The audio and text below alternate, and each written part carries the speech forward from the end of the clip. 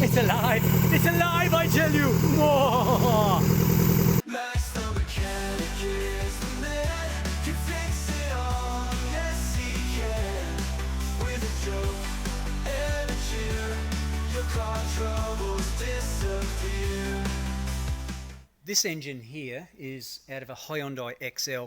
Now, it could be in other cars, of course, but it is a G4EK 1.5 litre, and it's a single overhead cam, and it uses a fairly old school looking computer like this, or an engine control unit. This engine is out of a Hyundai Accent, about a 2002 to 2006. It's a 1.6 litre G4ED. We have about 7 of these particular engines, the 1.5, and it's all set up with this nice breakout box as mentioned. We have one of these 1.6 litre engines that I found in the top shed that had not been touched in over 10 years. Now the problem is, it's a good working engine. How do I get it to run?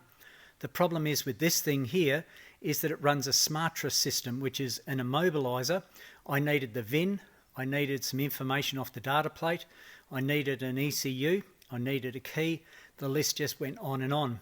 What could I do to get this thing running so that the students could use this one as another engine to rebuild? This is the ECU out of the 1.6 there, as you can see, G4ED, and this one is locking me out because of the Smartra system.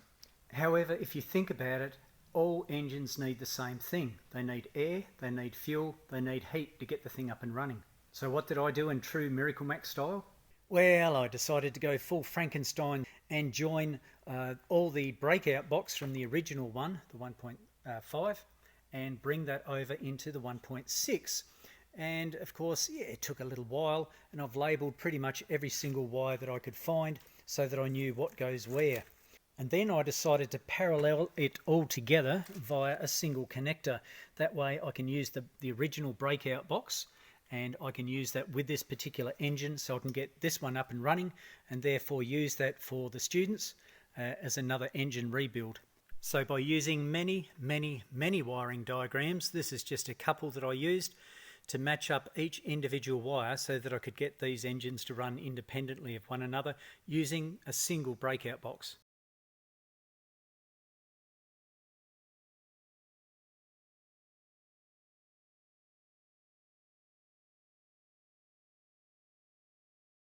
So while it's still in the early stages of development or putting back together, lots of wiring to be done still, but does it start? It's alive! It's alive, I tell you! Whoa!